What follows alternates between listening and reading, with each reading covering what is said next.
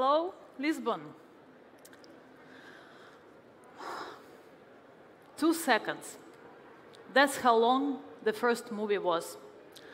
It's hard to believe it now, but it literally took a couple seconds and then a century of continuous innovation to kickstart a new form of art that would change our lives forever.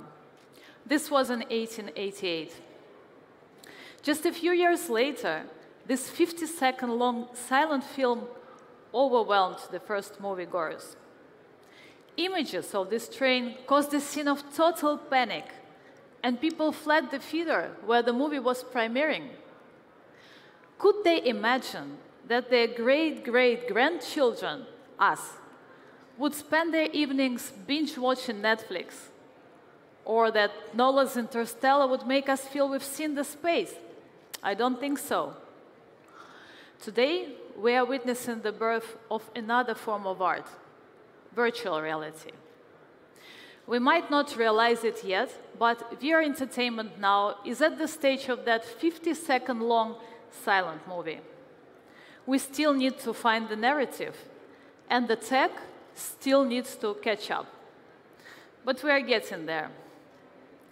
So for the next 20 minutes, I'd like you to join me in imagining the worlds that we can create in VR.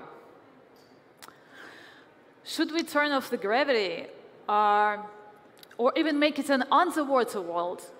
Should it be inhabited by intelligent aliens? Should I look like one of them? Now that we have this setting, what can we do with it? Would you like to experience it alone or together with someone else? Friends or strangers? Do we need music? Other sounds? What should I do in this underwater world that I can't do here in Lisbon? I don't have the answers yet, but I know where to look for them. If the history of film has taught us anything, the lesson is only great narratives combined with breathtaking visuals and compelling sound can open up the potential of the new technology. To find them, we need to bring on board great artists, directors, musicians, producers, and storytellers. Work together, create together. Our job as tech companies is to offer them the canvas and help them realize their wildest dreams. And this has been the vision of Sensorium from day one, empowering the most creative people on the planet. For the last 2 years, this vision was the foundation of our collaborations with some of the brightest minds of our times. From renowned show producers who worked on the biggest entertainment and commercial productions of the last decade, to creators behind the Cirque du Soleil, to Jay-Z's Rogue Nation, to a number of chart-topping artists. Today, we've announced a next-level partnership with a living legend, a visionary, someone who's dreamed up the future not once, but many times, a pioneer whose concert broke multiple Guinness records in attendance, someone who can gather 75 million people to watch his first VR performance on the New Year's Eve, someone who even has an asteroid named after him. Sasha, are you talking to me about me behind my back?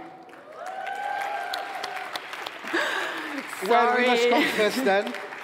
I guess the cat is out of the box now, and I would like to tell you how excited I am and super excited to get this partnership with Sensorium Galaxy and to explore all together the endless possibilities of sound and music in VR. And just like Sasha said, virtual reality is a blank canvas, and now and therefore it's a blessing for us artists.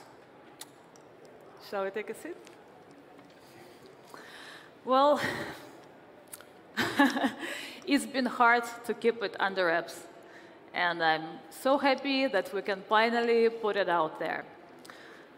You know, Jean-Michel, from the moment we met, I was amazed by your vision of virtual and augmented reality and how you clearly see our future enhanced by this technology. What makes you such a big believer in VR? You know, Sasha, I'm really convinced that VR is the beginning of a new era. Old rules no longer apply because now imagination is the only limit. There are no physical constraints, even no more gravity, and no rules set in stone. As an artist, it's incredible that I can use this medium to create fabulous environments and to also be coming straight from my imagination.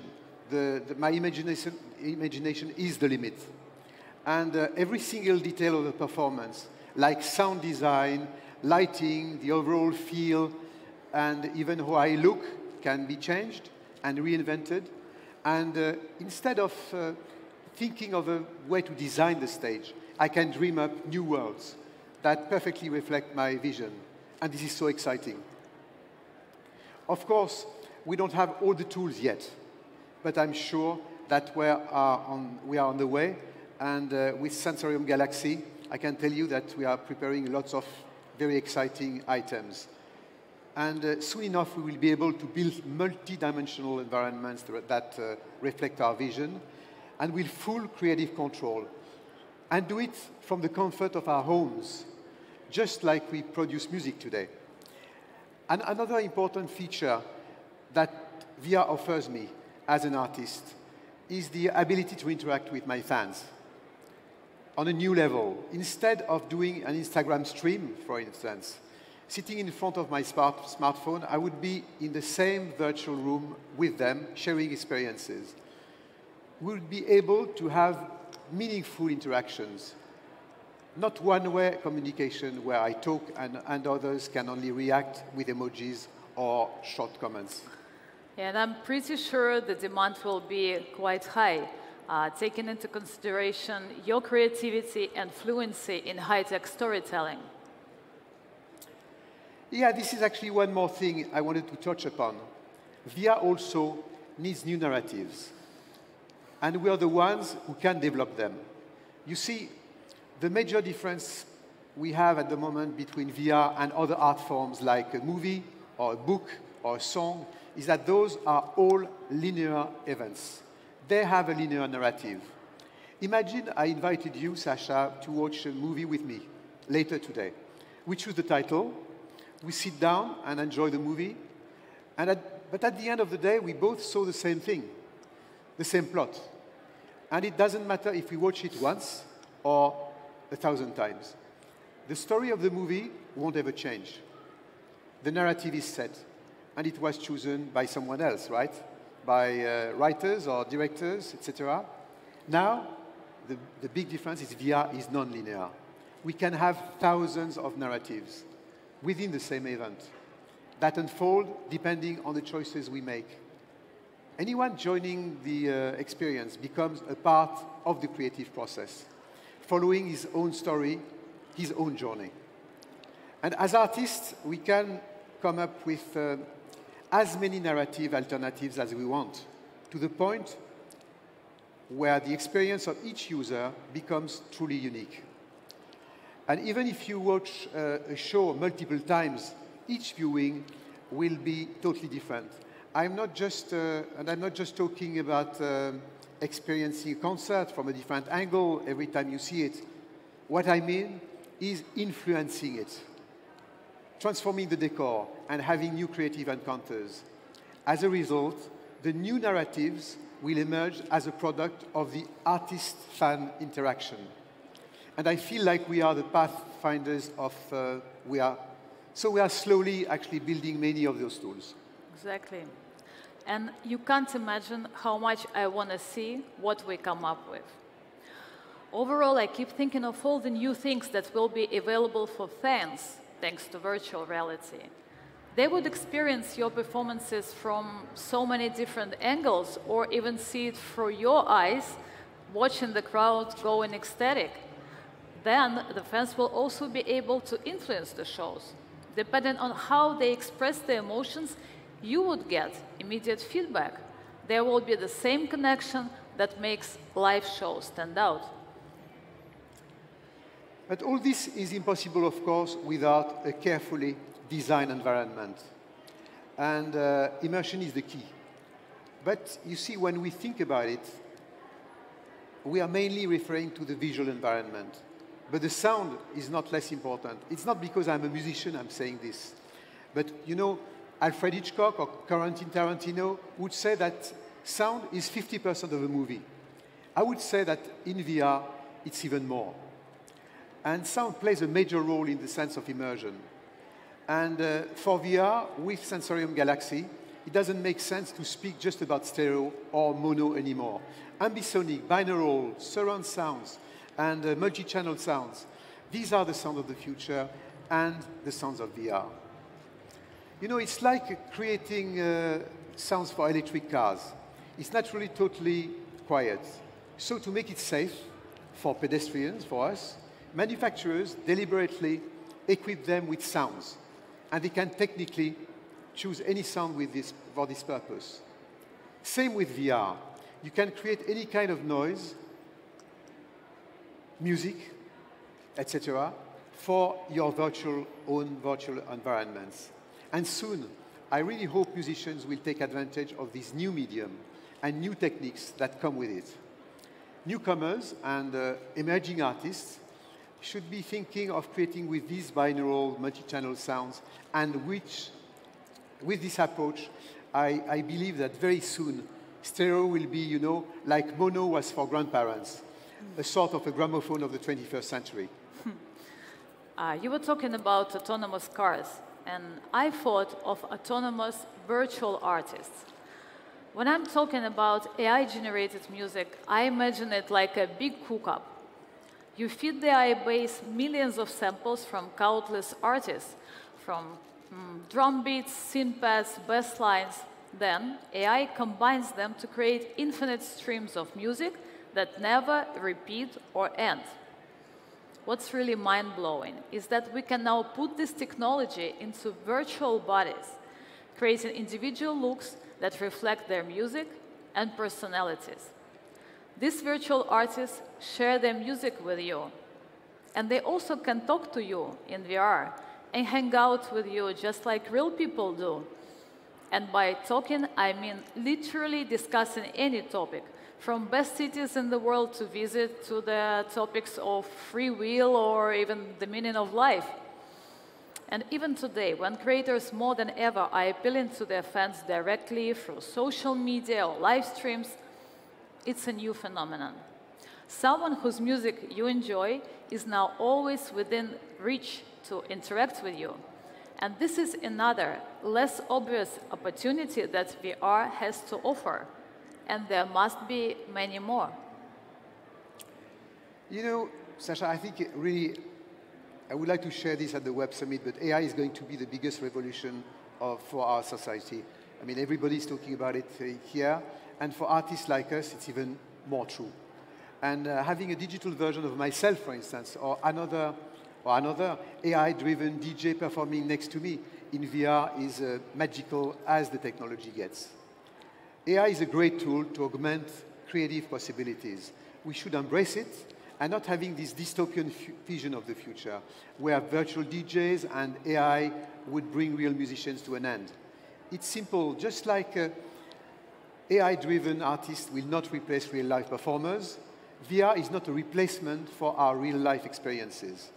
And VR won't kill concerts or music festivals. Of course, it will reinforce them like cinema did for theater or TV for cinema.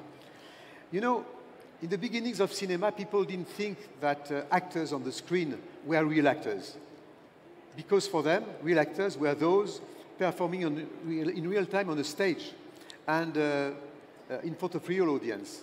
People also were afraid that cinema would make theaters obsolete. Of course, cinema became the major art form we know.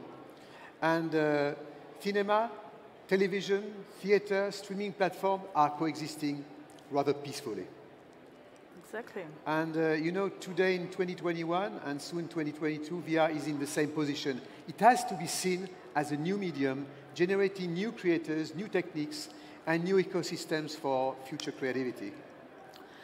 Actually, as fans, how many of us wished could go to more events of our favorite artists? I'm sure many of us. But it's either too expensive, impossible to get tickets, or not convenient to keep flying all over the world. And let's face it, we don't have unlimited amount of time either.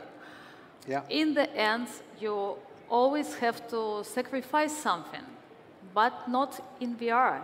With VR, we will be able to have more of what we like. The events, the interactions, the feelings you get from events, and so on. You know, I think it will be funny for future generations to think about this conversation. Probably they will be amused at how backwards we seem now. But you're right. VR does seem to play the role of an equalizer. I truly believe that art should be for everyone. Everybody thinks the same. But you know, today, too many people are still kept out of many experiences. Think about it. The real world has so many barriers. Concerts, for instance, have stages. Museums have rooms and stairs. And if you want to go to a certain event, you have to drive your car or to take the metro to get there. VR is a major leap forward for accessibility. And imagine someone who is isolated geographically, socially, or due to a handicap, being able to be a part of the same event at the same time. This is a democratization of events and experiences. It's quite the game changer. I agree. And also, on the other hand, anyone in the virtual world can be whoever they want. You can pick an avatar or a virtual alter ego and live out the life you always dreamed of. Young and handsome, mature and wise, alien-like, whatever reflects your inner world or mood. And it's not about hiding behind the virtual facade, but actually becoming the person you always wanted to be. And this way, social labels don't apply. We can connect with others based on who we truly are and not be judged like by what we're wearing, how we look, or social status, or how much money we appear to have. Some will say that technology is still out of reach for many people, and that's true. High-end equipment is still expensive. But technology like 5G and edge computing is progressing fast, and we believe that soon entering a VR experience will be more affordable. You know, here is the last thought I want to share with you all, and maybe it's the most important one. I believe that once VR becomes widely available, we will start connecting the dots and realizing, okay, VR was the missing link to bigger things, like metaverses. I know everybody talks about this world, and it's becoming a kind of buzzword. But very few realize what the key component is. The realization starts with understanding what's wrong with social media today. Right now, people are slowly realizing that for Facebook, Instagram, for instance, and other platforms, we are just products or spectators, not actors and creators. That's why so many young people are abandoning these social networks, and very soon they should be a thing of the past, obsolete. Who is talking about MySpace today, for instance? Mm-hmm. On the contrary, virtual reality and metaverses will offer the feeling of presence and the nudge to act and co-create, not just scroll through other people's polished experiences. People want to be at the center of their own narratives, not just the silent spectators. Make and share the memories with people from across the world and all social backgrounds. This is how next generation social platforms will work, and VR is essential for building them. You actually just said a very important word here, sharing. The idea behind the metaverse that makes it so attractive is that it brings people together around the things they enjoy the most and lets them share these experiences. Today, entertainment in some ways become an isolated experience. We stand in front of a screen and passively consume content. Does anyone remember gathering a large group of friends to watch movies together? That was probably a long time ago, or maybe never, which is sad, because emotions are magnified when shared. Experiences are more memorable when shared.